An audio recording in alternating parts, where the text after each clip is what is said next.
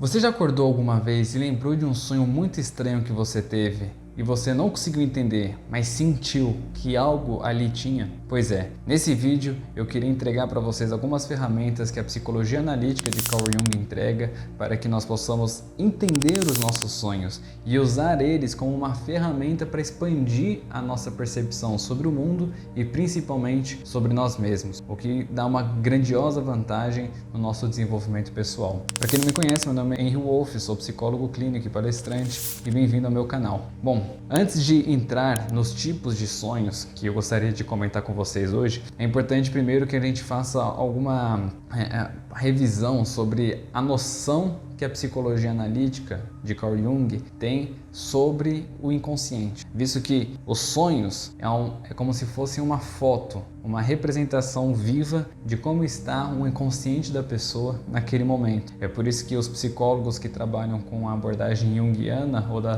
psicologia analítica adoram trabalhar com os sonhos dos seus pacientes, porque os sonhos vão ser ali a forma mais fidedigna de demonstração de como estão os processos mais fundos da psique daquele paciente e, portanto, eles podem trabalhar de acordo com isso, em uníssono, para que o processo terapêutico seja mais eficiente. Então, os sonhos, quando a gente tem, porque na verdade nós sonhamos todos os dias, o que acontece é que às vezes nós lembramos e às vezes nós não lembramos, mas todos os sonhos têm um significado, por mais superficial que possa parecer. Por exemplo, às vezes a pessoa fala, não, eu sonhei com um tigre porque antes de dormir eu vi um vídeo de tigre no Instagram, por exemplo, mas aquela imagem que ficou ressoando no seu inconsciente do tigre especificamente teve um porquê disso. Por que ela não sonhou com a árvore que estava do lado do tigre no vídeo, ou então com qualquer outra coisa que ela viu durante o dia? Então sempre tem algo que a gente pode refletir sobre os nossos sonhos, tudo bem? Então a psicologia analítica, ela tenta enxergar o inconsciente não como um depósito de coisas que a consciência nega, como geralmente é interpretado dentro da psicanálise, ou seja, tudo que a gente não quer enxergar, ou tudo que a gente quer esquecer, ou tudo aquilo que a gente simplesmente não lembra, como traumas, fica no inconsciente. Sim, em um nível do inconsciente, sim, mas o inconsciente dentro da psicologia analítica é muito mais profundo. Ele abarca áreas que não somente são esquecidas pela consciência, mas também são potenciais para novos conteúdos conscientes, ou seja, a criatividade verdadeira vem dessas áreas mais profundas que vão permitir com que o indivíduo se desenvolva de acordo com uma particularidade sua e não de acordo com os moldes prontos do mundo, e tudo isso vai vindo de dentro para fora, do seu inconsciente para o consciente, ou seja, tem uma área do inconsciente que é criativo e inteligente, e é isso que é o mais importante que eu queria que vocês entendessem antes da gente entrar no assunto dos sonhos em si. O inconsciente, assim como a nossa consciência, tem uma certa inteligência, talvez uma inteligência que seja diferente da nossa consciência no sentido de ser uma inteligência que esteja mais alinhada com a forma de trabalhar da natureza, né? Ou seja, não é uma coisa muito racional, é um tanto irracional, mas não sem inteligência, no sentido de que não é tão conceitual, mas sim simbólico e busca uma finalidade, ou seja, os nossos fenômenos inconscientes não somente têm causas, mas muitas vezes para a gente entender um fenômeno inconsciente, como por exemplo um sonho, nós temos que enxergar o propósito, a finalidade daquele fenômeno, porque os sonhos eles têm não somente causa, como eu disse no exemplo do tigre que você viu antes de dormir, mas eles também têm um propósito, uma finalidade, algo a ser alcançado. Então Jung diz que os sonhos eles são uma função natural da nossa psique, buscando uma autorregulação, ou seja, a nossa psique, nosso aparelho psíquico, às vezes ele devido às circunstâncias, às situações que nós vamos passando, eles começam a entrar em desequilíbrio e então vem algum sonho que busca recuperar o equilíbrio. Então tem tipos de sonhos para buscar esse equilíbrio. Só que às vezes não é somente um equilíbrio no sentido de voltar à homeostase, a um equilíbrio estático. Às vezes é um equilíbrio de buscar um novo desenvolvimento, ou seja, desorganizar o que está em voga, o que estava atual ali como estrutura da personalidade, para buscar uma nova estrutura que abarque mais os potenciais da pessoa. Por isso que os sonhos eles são maravilhosos como ferramenta de autoconhecimento. Eles sempre foram interpretados nas diversas culturas que nós temos na história da humanidade como verdadeiros oráculos, né? Como na própria religião cristã, vários profetas se comunicavam com Deus através dos seus sonhos. E Nós então temos acesso a esse oráculo noturno, onde cada um de nós podemos nos conectar com essa inteligência que é além da nossa consciência, ou seja, é misteriosa e que pode nos fornecer chaves para o nosso próprio desenvolvimento, tudo bem? Então, dado essa pequena introdução sobre os sonhos ou sobre o inconsciente, eu queria entrar nos tipos de sonhos que Jung apresenta como possibilidades e quais são as suas finalidades. O primeiro tipo de sonho se chama compensatório. Então são sonhos que buscam compensar alguma atitude da nossa consciência, alguma atitude da nossa personalidade. Por exemplo, tem um caso do próprio Jung, onde ele atendia uma jovem que era um tanto, digamos assim, vulgar, ainda mais para aquela época na Suíça, no início do século XX, e ele percebia que ela tinha umas certas rebeldias que ele acreditava serem desnecessárias, e isso fez com que ele, sem perceber, começasse a julgar ela como inferior, sem perceber, inconscientemente. Isso fez com que o processo terapêutico que ela foi buscar ele para se submeter a uma análise ou passar pela terapia, e ela tinha passado por vários outros psicólogos e psiquiatras famosos da época que não tinha dado certo, e com o Jung estava indo para o mesmo caminho. De repente, ele tem um sonho, onde ele estava caminhando numa estrada e ele vê um gigante castelo ali perto do horizonte, e quando ele começa a admirar aquela beleza grandiosa do castelo, ele vai olhando para cima e ele vê na torre mais alta que ele começa até aqui dobrar o pescoço, que ele lembra que quase deu um mau jeito no pescoço de tanto para cima que ele teve que olhar. Ele encontra ali em cima essa paciente, e então ele acorda e ele começa a refletir o que esse sonho quis dizer. Ele entendeu que foi um sonho com uma função compensatória, ou seja, ele tentou fazer com que houvesse um episódio oposto da atitude que ele estava tendo. Então, se na sua atitude consciente ele estava subestimando aquela garota, no sonho ela foi supervalorizada, superestimada, colocada no ponto mais alto, onde quase que ele teve um mau jeito no pescoço para ter que enxergar ela. Então ele percebeu, acho que é para eu parar de subestimar ela, perceber que eu estava subestimando ela. E até ele vai lá e fala isso para ela na próxima sessão. E ele conta então que a partir daquele momento que ele falou isso e mudou a atitude dele para com ela, o processo terapêutico fluiu maravilhosamente. Ou seja, o inconsciente ajudou ele a regular uma atitude que estava prejudicando não somente ele mesmo como uma personalidade, mas até mesmo o processo terapêutico daquela garota. Outros sonhos compensatórios muito típicos é, por exemplo, uma pessoa que está fugindo constantemente de alguma coisa ou de alguém, e ela está sendo perseguida e ela não para de sonhar com isso, e ela não para, sempre está fugindo e nunca tem fim. Isso pode ser também uma demonstração no nosso inconsciente que nós estamos fugindo de alguma coisa, porque os sonhos compensatórios, eles não são somente opostos, tá? Eles são ali elementos inconscientes que a nossa consciência durante o dia não percebe, seja porque nós não queremos perceber, ou seja porque eles não têm uma relevância energética suficiente para a nossa consciência perceber, mas eles vêm como mensagens subliminares, digamos assim, que o inconsciente percebe, e eles então vão se conectando através dessa inteligência da natureza e vão formando essas imagens que nós sonhamos, e então essas imagens podem mostrar coisas que nós não percebemos de forma simbólica. E se nós nos abrirmos para tentar aprender com eles, com sonhos, a gente tem uma percepção mais ampla do que a nossa mera consciência de vigília. Então, às vezes a gente está evitando alguma situação sem perceber. Sem perceber, nós temos uma atitude de se esquivar de alguma situação, seja externa, uma situação com alguém, uma conversa desagradável que nós temos que ter, ou seja interna, onde a gente tenta fugir de uma parte que é nossa própria. Então, geralmente é o contexto da vida daqueles que têm sonhos recorrentes com fuga, tentando fugir de alguma coisa, tudo bem? Então tem diversos sonhos compensatórios, como a pessoa está voando, e geralmente pode ser a pessoa está voando e ela não sempre sonha com isso, pode ser uma indicação do inconsciente que ela tem que aterrar mais, que ela está muito na parte dos pensamentos, das ideias e falta terra. Assim como também ela pode estar sonhando que ela está debaixo das águas, e isso está representando que ela está muito afogada nas suas emoções. Então esses são sonhos compensatórios, eles buscam compensar alguma atitude da nossa consciência, da nossa personalidade, tudo bem? O segundo tipo de sonho é um sonho que Jung chama de prospectivo. Os sonhos prospectivos, eles tentam consertar uma atitude que está muito desadaptada,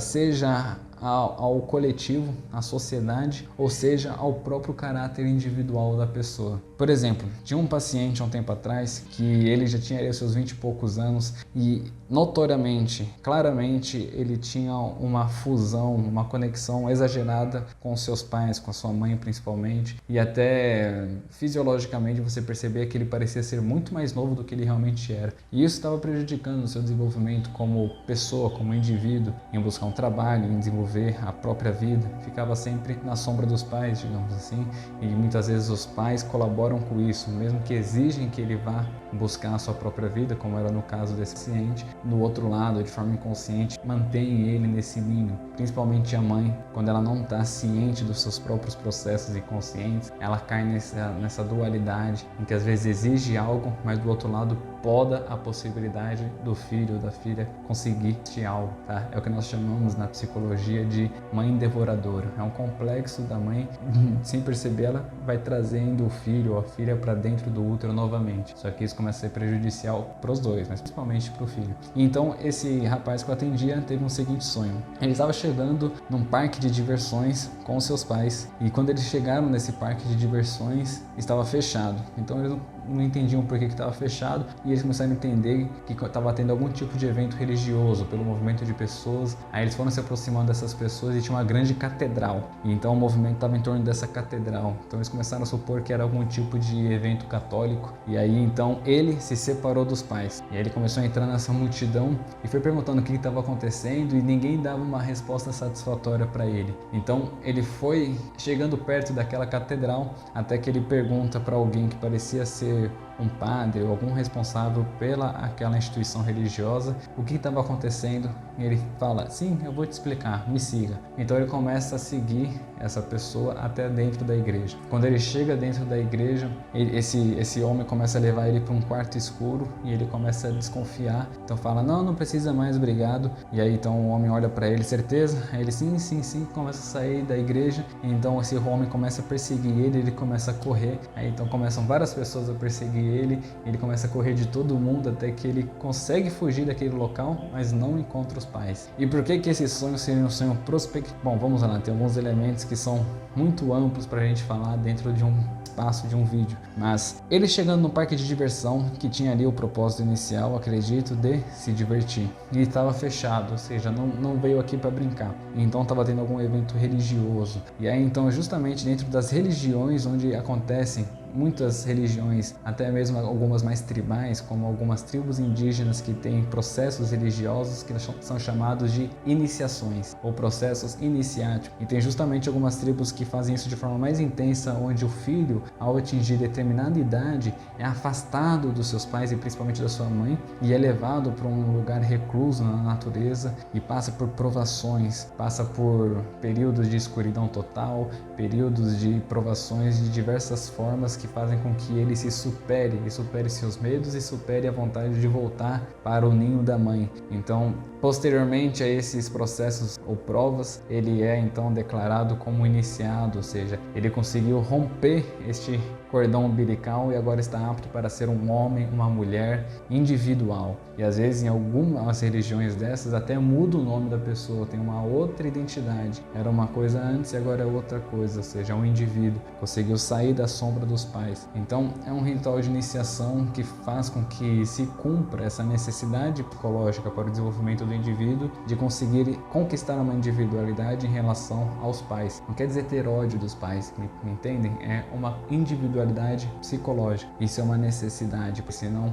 o processo de desenvolvimento desse filho, dessa filha fica estancado. E isso vai produzindo diversos sintomas emocionais ou até mesmo físicos. E então ele chega, tá tendo no sonho, tá tendo essa celebração religiosa e quando ele vai tentando entender o que está acontecendo, ele se separa dos pais e então ele tenta levar o meu paciente para dentro de um quarto escuro dentro da igreja, e isso, na hora que ele foi me falando, parecia que ia acontecer algum ritual iniciático ali, ou seja, o inconsciente mostrando o que era necessário que acontecesse na vida dele. Não literalmente ele ir para uma igreja, mas percebam, os sonhos são simbólicos, ou seja, a igreja ali ou a instituição religiosa seria ali a representação simbólica que o inconsciente se utilizou para mostrar a necessidade dele se separar dos pais, como aconteceu nos sonhos, mas para conquistar uma nova individualidade.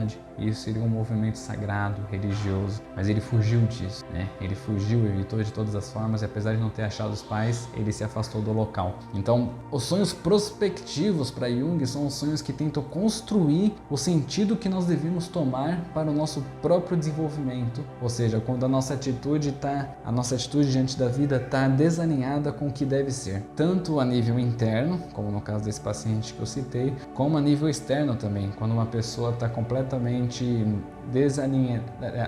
alienada do que as normas sociais exigem, porque nós somos seres sociais e necessariamente precisamos nos adaptar à nossa sociedade, e quando alguém se nega a fazer isso, isso vai gerando desequilíbrio de uma parte psicológica e pode ser que essa pessoa comece a ter sonhos que tentem readaptar ela à sua sociedade. Então esses tipos de sonhos são sonhos prospectivos, ou seja, sonhos que apontam para a direção que deve ser tomada para o nosso desenvolvimento, para a nossa integridade. Tudo bem? Agora, o terceiro tipo de sonho se chama sonhos redutivos. Então, os sonhos redutivos, eles também apontam a direção que nós devemos tomar para o nosso desenvolvimento, mas eles não são uma construção do caminho que devemos tomar, mas sim uma desconstrução daquela atitude que está nos prejudicando naquele momento. Por exemplo, Jung tinha uma paciente que era muito arrogante. Ele conta essa história que ela era muito arrogante e ele também já era um psicólogo que estava atendendo ela, mas depois de diversos outros que não conseguiram saciar as exigências que ela tinha, e ela tratava mal as pessoas na rua, tratava mal seus funcionários, até que em determinado momento ela traz o seguinte sonho para o Jung. E outra, detalhe, ela se achava a bambambam, né? Ela, daquelas que andava de nariz empinado e tratava mal os outros, porque ela se achava melhor. E aí então, no sonho que ela traz para o Jung, ela estava chegando numa festa, acho que é uma coisa assim, ela estava chegando numa festa ou numa reunião de amigos, e aí então quando ela chega na recepção e fala quem ela é, a recepcionista fala, ah sim, o seu lugar já está ali pronto, vou te levar, e começa a levar essa sonhadora, a paciente do Jung, até uma sala, e quando ela vai lá, aqui está o seu lugar, e abre a sala e mostra para ela, era um celeiro cheio de porcos, né, cheio de animais sujos ali. Então mostrou que na verdade o que ela estava precisando era rebaixar a sua arrogância, ela estava precisando desconstruir essa atitude de soberba, porque na verdade ela precisava ir para esse caminho de mais naturalidade, só que é impactante, entende? É uma coisa que dá um choque, assim, eu espero que eu vou entrar numa mesa de rico e na verdade eu vou para uma mesa de porcos, então tenta dar um choque para desconstruir a estrutura, porque se ela se achava bambambam depois desse sonho, nossa, o que eu pertenço a esse lugar, se ela se permitir refletir sobre o sonho, vai gerar um efeito na personalidade que pode abrir possibilidades para ela corrigir essa atitude de soberba, tudo bem? Então, sonhos redutivos, eles tentam desconstruir uma atitude nossa que está sendo prejudicial. Então, tem outros dois tipos de sonhos que são um pouco, digamos assim, não necessariamente tem uma função de compensar ou equilibrar a personalidade, mas acontecem por alguma classe de fenômenos do tipo. O quarto tipo de sonho que a gente pode entrar aqui são os sonhos reativos. Então são esses sonhos, por exemplo, que mais temos familiaridade quando falamos de trauma. Quando a pessoa passa por um evento emocionalmente forte e ela fica sonhando com aquilo, sonhando com aquilo, sonhando com aquilo. Então é um sonho reativo porque o seu inconsciente está fazendo com que ela viva de novo aquele episódio, porque tem muita carga afetiva acumulada naquele episódio e que não foi assimilada pela pessoa. Então os sonhos vão se repetindo até que a pessoa termine de assimilar toda a carga afetiva, emocional que ficou presa naquele evento. Então, se ela busca um autoconhecimento, se ela busca olhar para aquilo e tentar assimilar, isso vai ajudando esse processo. Mas se não, se ela tenta evitar, aí vai virando uma bola de neve, porque quanto mais ela evita, mais ela sonha com aquilo. Tudo bem? Então são sonhos reativos. Agora, um outro tipo de sonho, esse é mais raro, mas não impossível, porque muitas pessoas já passaram por essas experiências ou então já ouviram falar de alguém que passou. São sonhos chamados sonhos telepáticos, tá? Então, às vezes as pessoas chamam esses sonhos de sonhos espirituais. Mas, por exemplo, um caso meu. Certa vez, quando eu era um adolescente, se não me engano, eu tinha em torno de uns 17, 18 anos, eu tinha um gatinho e eu morava num prédio em São Paulo e eu sonhei em determinado momento, ele estava andando na varanda e ele cai da varanda do prédio e isso nunca tinha acontecido. E aí eu acordei assustado, porque ele tinha caído da varanda, mas eu vi que era só um sonho. Pois bem, acordei e na manhã seguinte aconteceu isso. E a primeira vez que aconteceu, ele nunca tinha caído caído daquela varanda. E ele caiu logo depois de ter tido aquele sonho.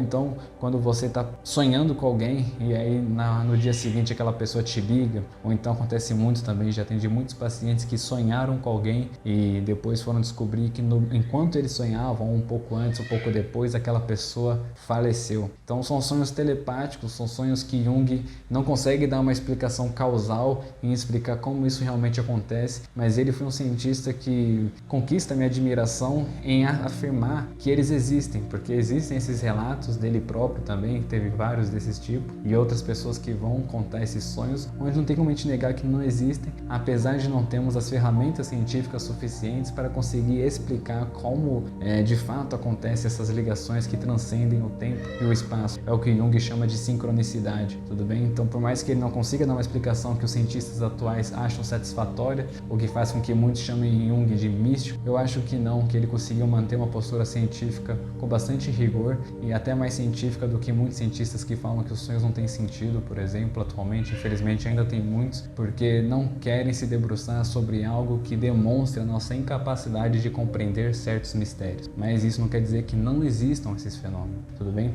Então são esses os tipos de sonhos que eu gostaria de compartilhar com vocês hoje. Eu espero que vocês consigam abrir a sua atenção mais para os seus sonhos e perceba que são oráculos que podem te proporcionar um desenvolvimento maravilhoso. Se você cria o hábito de sempre que acordar e lembrar dos seus sonhos, tentar registrar, porque não somente vai impedir que você esqueça desses sonhos, porque é muito fácil de esquecer eles, às vezes a gente acorda, lembra, vai fazer alguma coisa, toma café da manhã e já esqueceu. Então vai impedir que você esqueça dos sonhos, assim como também o próprio ato de escrever enquanto você escreve, ou digita, ou até mesmo grava áudio, já vai fazer com que vai surgindo novos insights das possíveis interpretações do que aquele sonho quer dizer. E claro, se você tem um psicólogo ou uma psicóloga que trabalhe com sonhos, você pode levar para ele te ajudar a entender o que a sua alma está pedindo através daquele sonho e como conquistar o caminho que leve na direção daquela necessidade da alma, tudo bem? Vocês não vão se arrepender, tenham paciência, porque que nem eu dei alguns exemplos aqui, às vezes nós precisamos entender os símbolos. Então, falei do sonho da água que representa as emoções, então são arquétipos que nós chamamos, ou seja, símbolos que têm uma representação universal ou uma tendência, e às vezes a gente não entende certo sonho por falta de compreensão simbólica do que aquilo pode estar dizendo, tudo bem? Então, isso vai sendo conquistado com o tempo, na medida que a gente vai se abrindo para esse lado simbólico da vida, a gente vai conquistando essa forma de interpretação, não só dos sonhos, mas até dos eventos que nos acontecem, que vai fazer com que a gente tenha uma percepção muito mais ampla e que nos dá muitas vantagens para o nosso próprio desenvolvimento. É isso aí, sonhos, como vocês podem perceber, é um assunto muito amplo, mas eu acredito que o que foi dito hoje dá para vocês começarem a entender um pouco mais dos sonhos e aproveitarem os benefícios que isso traz para o desenvolvimento pessoal de cada um de vocês. Espero que vocês tenham gostado. Curte esse vídeo, compartilha com quem mais possa se interessar e se inscreva no canal para não perder os próximos conteúdos. Um grande abraço.